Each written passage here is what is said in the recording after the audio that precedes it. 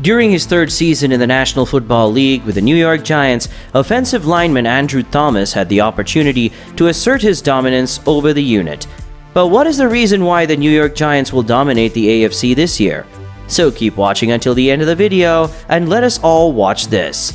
But before tuning in, we would love it if you would click the like button, subscribe to our channel, and tap the notification bell for more amazing videos like this.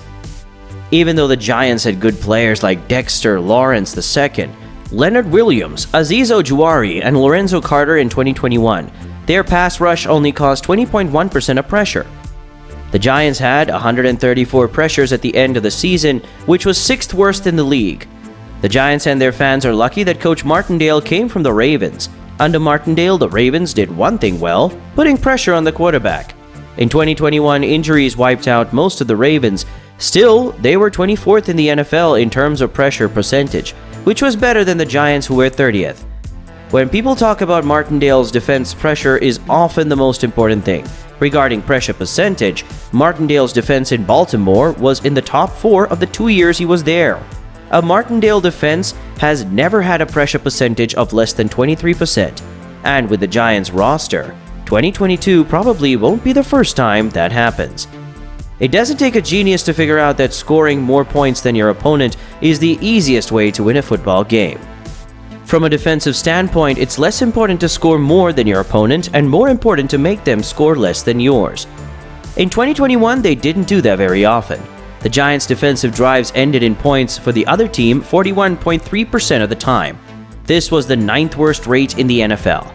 Even though injuries had wiped out a lot of the Ravens' defense, Martindale led them to the 8th best rate of 34.2%. The Giants want to make it to the playoffs, so that's their main goal. Only one team in the playoffs in 2021 had a worse defensive score percentage than the Raiders, and that team lost in the first round. In the 4 years that Martindale was the defensive coordinator in Baltimore, the worst defensive score percentage the Ravens had was 34.2% in 2021. As a coordinator, Martindale had done a great job keeping the other team from scoring touchdowns and making field goals. When a defense can consistently get off the field on third down, it's not only impressive but also beautiful. In 2021, the Giants were in the middle of the pack to keep their opponents from converting on third down. They were 17th with 39.8% conversion rate on third down. As has been said, the Ravens were one of the teams with the most injuries in 2021, but their 34.8% conversion rate on third down put them in the top 3. The Giants' position isn't too bad. The reigning Super Bowl champion Rams and the runners-up Bengals were worse than the Giants in this area. But those teams had great offensives, especially when they scored on their third downs to hide their defenses bad. Martindale defenses had always been able to get off the field quickly, giving their offense more chances to score and a good starting field position. Martindale's aggressive defenses, which win most early downs and use pressure to stop quarterbacks from finding receivers downfield on third and medium or third and long downs, may be the main reason for this. The Giants' run defense was one of the worst in the NFL in 2021. The Giants gave up an average of 4.5 yards per carrying, which was the 8th worst in the NFL. Teams knew they could run the ball well when playing against the Giants. In 2021, opponents only ran the ball less than the league average of 115.2 yards per game against the Giants 7 times. This is because teams knew they could run the ball against the Giants. 3 times against the Giants, teams ran for 200 yards or more and averaged 6.1, 6.3, and 5.2 yards per carrying.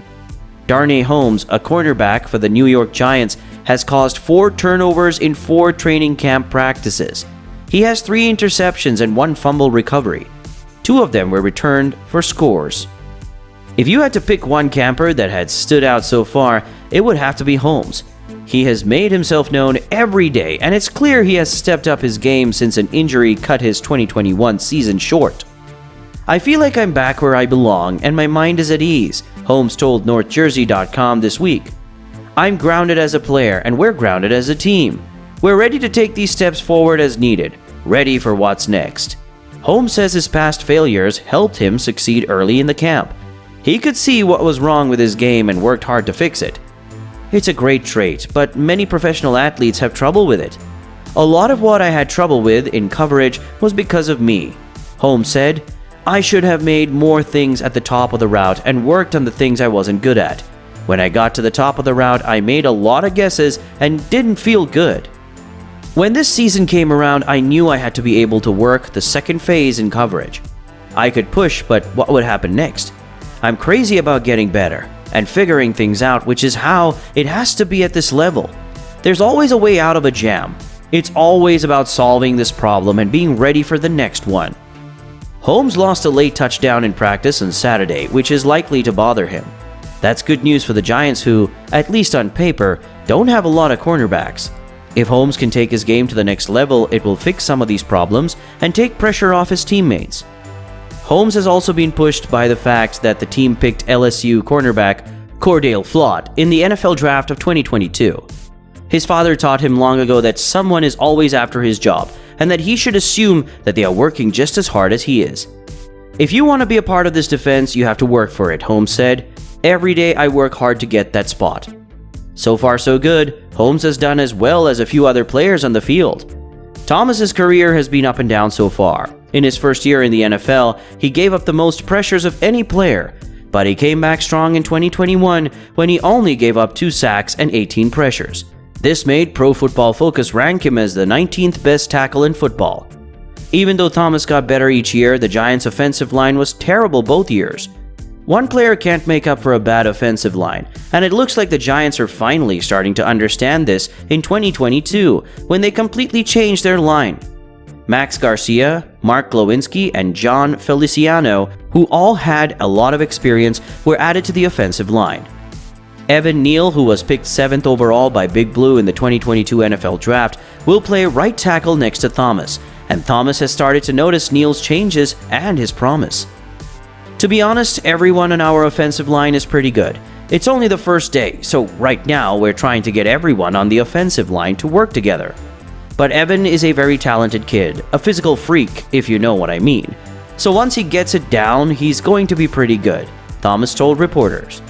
Neal is a prospect who could have easily played left tackle. Coming in on the right side and having someone with that talent next to Thomas should greatly help the Giants. The offensive line has been a problem for this team for the past few seasons, so if they can fix it, they might be able to win some football games. The 4th overall pick in 2020 has faith in his team and thinks they will be able to help the offense do well. The goal is to be in charge of the offense, to be the pretty girls, lead the other players and protect Daniel Jones so he can pass to all the playmakers. That's the point, said Thomas. So what do you think? Will the Giants surpass these challenges? Let me know your thoughts and comments down below.